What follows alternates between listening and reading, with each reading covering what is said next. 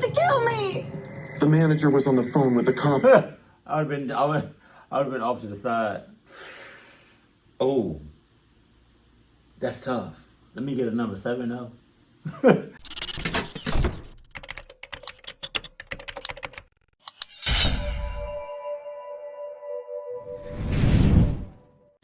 Stop! No. As I grew increasingly anxious, curling my hair, my eyes darted to the clock. Cassie, my roomie, lay sprawled on the bed as she scrolled through the reels. Okay, how well do you know him? She asked with a frown. I rolled my eyes, assuming she's just jealous. The Uber was downstairs waiting for me. It took me 20 minutes to reach the date location, a cozy cafe next to the highway. Once I stepped in, I saw Ryan in his black attire at the only empty table amidst a sea of couples in the cafe. I smiled, admiring his punctuality. So she don't know him at all. How did they meet? Sus. Rarity these days. Did I keep you waiting? I asked, but now I felt seated. No, just 30 days, 20 hours, and 5 minutes. We laughed out loud together, and right then and there, I knew I was going to have fun with this date. Conversation flowed easily. We laughed, flirted, and fed each other bites from our dishes. I was certain that if he invited me over to his place after dinner, I'd probably say yes. At around 9:30, Ryan excused himself to the bathroom. As he walked away, his handkerchief fell from his pocket. I bent to pick it up to return it, but somehow it didn't feel right. It felt heavier than I expected. Curiosity gnawed at me, and I unfolded it. My breath hitched in my throat. There was a shiny, sharp scalpel wrapped in it. Dried blood was still stuck to the blade. My body went right into the shutdown mode. Maybe,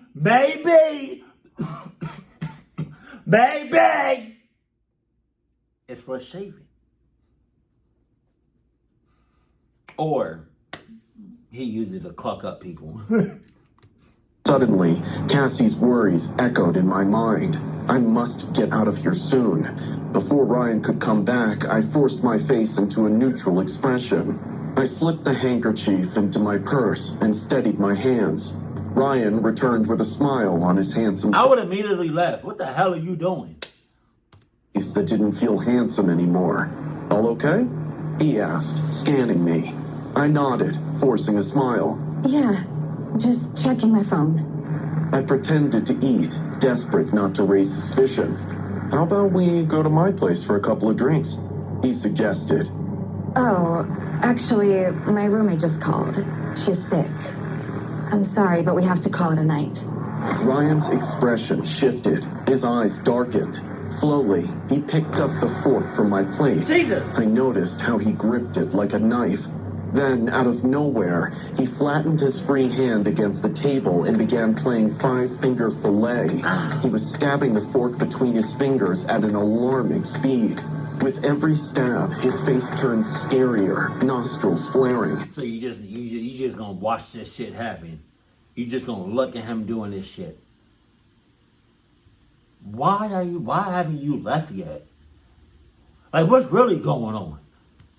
The cafe's noise blurred into the background as I honed in on his rapid, erratic movements.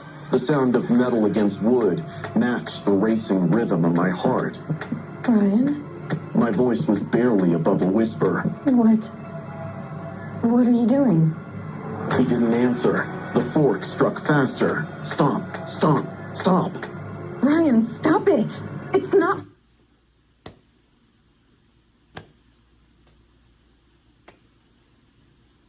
I want to curse so bad. Klitsch.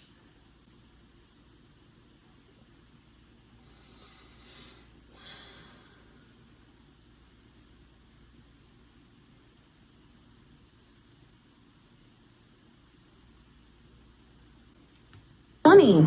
His breathing grew heavier. Then, suddenly, his bloodshot eyes locked onto mine. A muscle in his face twitched. His pupils were dilated, wild. Still maintaining eye contact, he continued stabbing with inhuman precision. The tension coiled inside me, suffocating. I couldn't watch it anymore. It felt like any point he will stab his hand, resulting into a bloody mess. If you don't stop, I'm going to scream. I warned. He froze. A bead of blood pooled at the tip of his index finger. Yet, he didn't even flinch. His lips curled into a chilling smirk. I thought we'd get to spend more time tonight, he murmured. I swallowed hard. Well, we'll have to do that some other time. Ryan glanced around, realizing people at a nearby table were watching. He slipped the fork back onto the plate and sucked the blood from his finger. Then he gestured for the check. I wanted to offer to pay my half, but I couldn't bring myself to speak to him. 5 minutes later, we stepped outside. I muttered a quick goodbye and turned to leave, but before I could take a step, Ryan grabbed my wrist and yanked me toward him.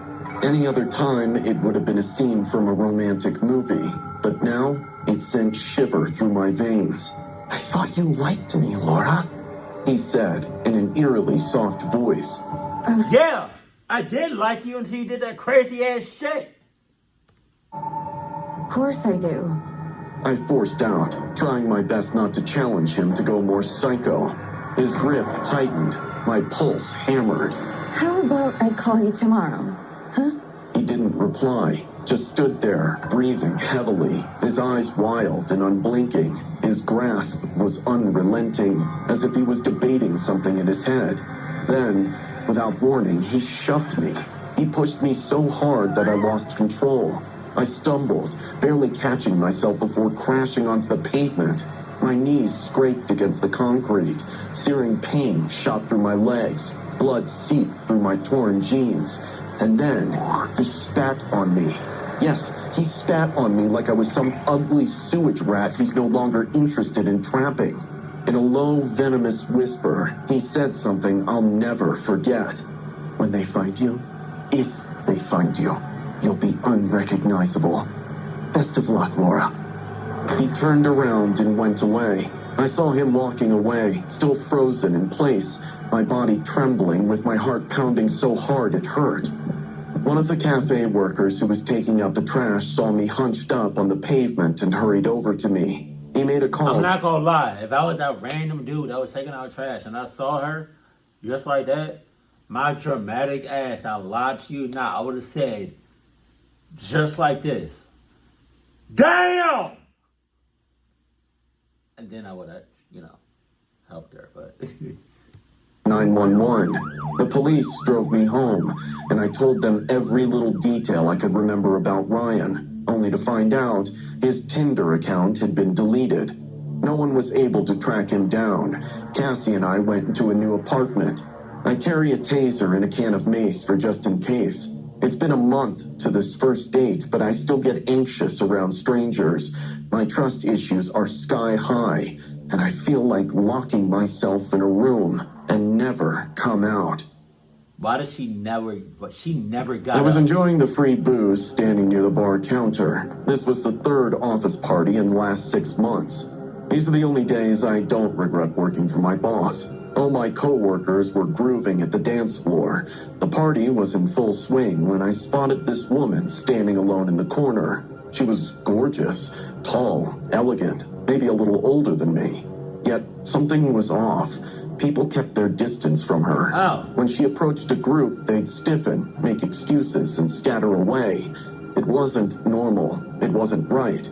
I watched her exhale with a sad face, then going to the rooftop balcony. I felt bad for her, so I grabbed 2 drinks and went to her. Well, maybe there's a reason everybody stares at her or looks the opposite way or goes their separate ways when they come in contact with, because she's probably batshit crazy. You don't seem like the party type.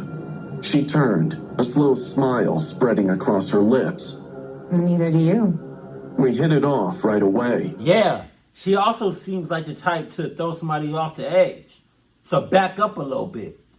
It was charming and funny, but there was something about her glare that made me think she could see inside of me. About an hour later, I asked if she would like to come over for a drink. Her eyes lit up. I would love to. My apartment was small but cozy. Julia made herself at home in no time. She kicked off her heels and threw herself onto my couch, as if she'd lived here for years. I poured the wine and we sat next to her. So, is this our first date? She asked, smirking over the rim of her glass. I laughed, feeling a little shy. Would it be wrong if it was? She leaned in. Not at all. It was perfect, until my phone rang. It was my sister. I answered casually. Hey. Yeah, just with a friend. Nothing serious. The moment I hung up, the air changed. Julia wasn't smiling anymore. She was staring at me, her wine glass clutched tightly in her fingers. Who was that? My sister. I frowned. She checks up on me a lot. Her voice was eerily calm. So I'm just a friend, huh? I chuckled nervously. Yeah, you just a friend. Yeah, you just a friend. What you told me? We just met. We barely friends. F is for friends who do things together. R is for...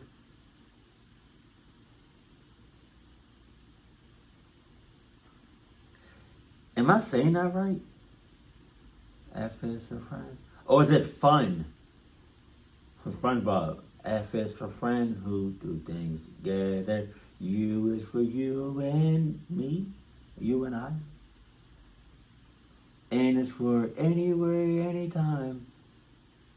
Song there in the deep blue sea. What did Plankton say? F is for something. And then he said, I don't know what, I forgot what he said. I mean, we just met. Her grip on the glass tightened. But you just said it's our first date. Why did you lie then? What? Her breathing turned erratic. You men are all the same. I'm nervous. I feel like the glass that she's holding, she's gonna break it with her hands. Oh. You use words like friend to keep us at a distance. Like I don't matter. Okay. Like I'm disposable. Okay. I stood up, suddenly uneasy. Julia, what are you talking about? Her eyes darkened. My ex said the same thing. Before I burned his lying mouth shut. I stared at her. Excuse me? She giggled. High, sharp, wrong. You know, I was in a mental institution for a whole year after that incident. Why am I just now hearing about this? You could have just told me that, before we got to this point. They let me out last month. Said I was stable now. But I know a liar when I see one, Boris. My stomach turned to ice. I moved toward the door. I think you should leave. Julia tilted her head, her smile too wide, too forced. Why? I swallowed hard, because this is getting weird. Her eyes gleamed. You're scared of me, aren't you? Yes. I didn't answer. She stood, slowly grinning. You should be. I got up because a red alarm had already started to go off in my mind. I rushed to the door. Suddenly, Julia lunged, shoving me. You would turn your back on her. Back with unnatural strength. I slammed against the wall, hitting my head. Ah! Yet I crawled quickly to the kitchen to get a knife. She laughed like a maniac while following behind. Her voice growled as she asked, flaunting her wide, creepy eyes. Why are you making this difficult for us? I was panting and shivering. Clutching the knife, I turned back to her. Stay back, Julia, or I'll use this. She smiled. Oh, you don't believe me? Oh, all right. It's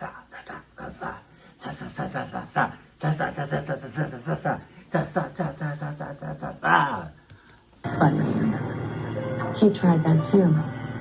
She jumped at clawing her hands like an apex predator. Her nails were sharp like razor blades. I swung the knife at her, but she was faster. She grabbed my wrist, dug her nails so deep into my skin that blood dripped onto my kitchen floor. My grip loosened, and I dropped the knife, screaming in pain. She pinned me against the counter, her breath hot against my face. You don't want me anymore, do you? Her teeth gritted as she spoke, her eyes burning with hatred. I pushed her away with all my strength. She stumbled back, but didn't stop. She grabbed the fallen knife and charged. I barely caught her wrist in time. My muscles burned as I pulled all my strength in stopping her from stabbing me in the eye. I could see the tip of the knife shining inches away from my eyeball. She was breathing and growling, trying her best to make me blind forever. I was resisting hard. Are you out of your mind? She still kept pushing. I could feel my body giving up to her madness. I was losing. How do I get out of this? I'm no karate kid. When the tip of the knife was just a second away from slashing my eyeball like cake, I slammed my forehead into her face. A crunching noise followed by her shrill scream took place. I broke her nose. I didn't wait. I grabbed the closest thing, the wine bottle on the kitchen countertop, and smashed it against her temple. She crumpled to the floor, motionless. My heart pounded. I grabbed my keys, bolted out of the apartment, and ran. Hours later, I came back with the cops. I even called a few of co-workers because by then I guessed why everyone was avoiding her at the party. They all spoke in my behalf. My apartment was searched, but Julia was gone. Oh, The shit! cops called, investigated on her, and found the address of the mental institution. They told how she was the most violent patient under their care, but last few months she changed drastically, which is why they thought she has recovered. I'm stunned how good she was in faking normalcy. I've shifted somewhere else. The cops are still looking for her. I just pray they catch her before she ends up at my doorstep again. She will, because you was playing games. Hi, I'm Shelley, and I used to be into married men. Well, I was. What? Hey, y'all married men out here. Y'all be safe. Y'all be safe. Till last month. That's when everything changed. Logan and I met on Tinder. After a few days of flirtatious texts, he asked me out on a date. I agreed. He seemed fun, and to be honest, I liked the thrill of it. That night, I wore my new red dress, the kind that shows just enough to tease, but not enough to give everything away. For safety, I put on a blonde wig, just in case. When I arrived at the restaurant, it was around 8:30 p.m. Logan was already outside, waiting for me. He was okay, I guess. Slightly balding at the top, but he was dressed in an expensive suit and had a Rolex on his wrist. He definitely looked like he had money to spend. The moment he saw me, he smirked like a dog who just found a steak. Damn, you're hot. I flipped my hair and smirked back. I know. We took a table in the corner, and from the second we sat down, Logan's eyes were all over me. What a perv. I twirled a strand of my You calling him a perv, but you literally showing your whole entire chest. Like, what the hell are you talking about? wig between my fingers and teased. So, does your wife know you're here? He chuckled nervously. Pray to God she doesn't, otherwise she'll kill me. I laughed. That's scary, huh? He nodded, still smiling. You would know if you ever met her. The night went on, expensive dishes, glass after glass of champagne, and endless compliments, though 90% of them were about my body. I let him look, let him admire. That's how this works. Toying with these guys, letting them spend their money on me. That was my thing. About 40 minutes passed and we were finishing up. The restaurant was almost empty, just a few other people scattered at their tables. Logan pulled out his wallet to pay the bill.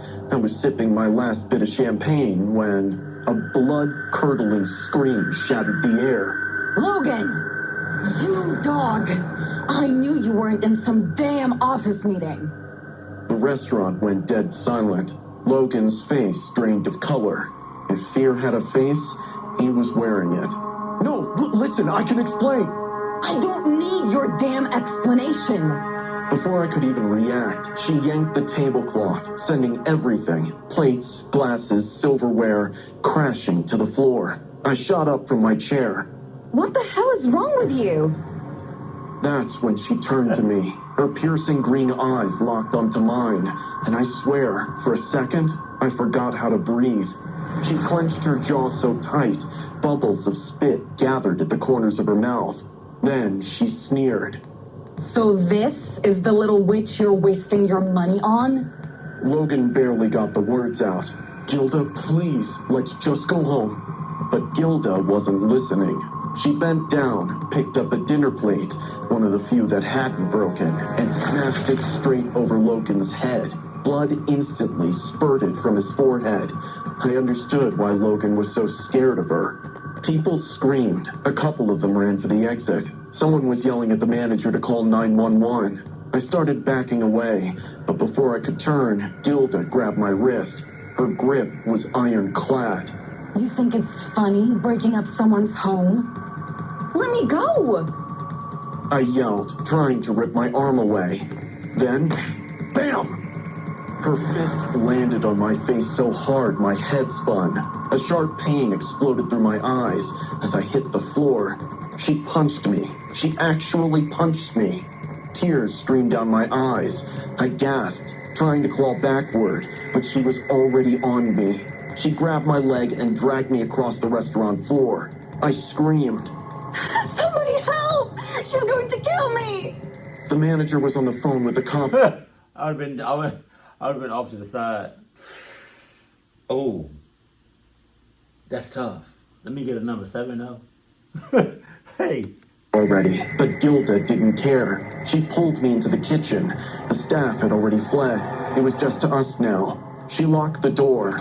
I knew then I was screwed. I scrambled backward, my back hitting the cold metal counter. My hands shook. Gilda, please! Grab a goddamn pot! I'm sorry, okay? I'll never see another married man again, I swear. Her lips curled into a slow, sinister smile. Then she glanced at the deep fryer. Oh, shit. My stomach dropped. Before I could react, she lunged. Her hands wrapped around my neck, shoving me toward the fryer. I screamed. I fought like hell. My hands found the countertop, pushing back with every drop of strength I had in my body. But she was so strong. The bubbling oil popped and hissed inches from my face. Steam curled up, turning my skin red. I felt it, the heat, the burn. My sister's warnings rang in my head. God, she was right. Gilda, please! I don't want to die! I cried my lungs out, but Gilda laughed. She laughed at my misery. Twig bitches like you think they can get any man they want. Well, guess what? It's time for a new face, beautiful.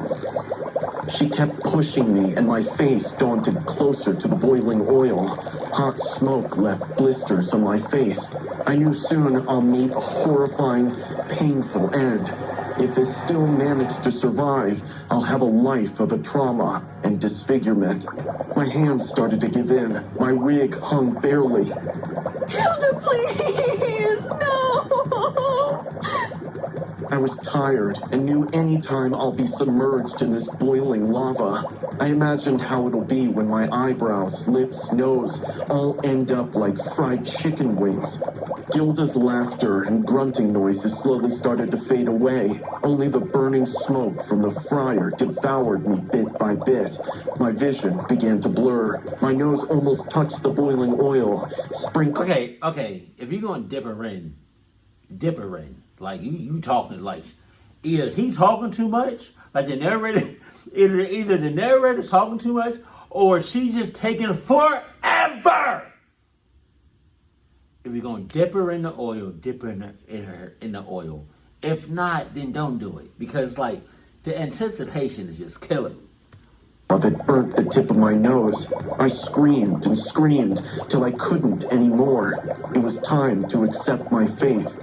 Just when I thought I'm done, I heard the kitchen door break down, followed by a gunshot. I fainted on the floor.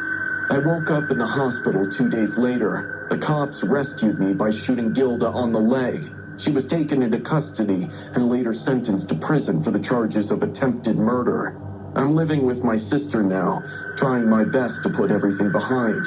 I don't go on dates anymore. I can't stand fried food or any kind of oil on my body. I'm traumatized for life. Just like the last video I reacted to about cheating. Be careful about who you cheating on. Please. That's pretty, excuse me, that's pretty much it. You know?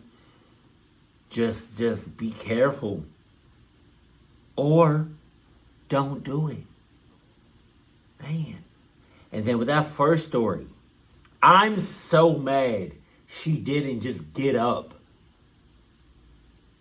after she found like that knife in that napkin thing. I would have. It'd be something wrong with these people, dead ass. And I don't got time for it. Keep it cool, keep it classy, and I love you. Stay happy, my family.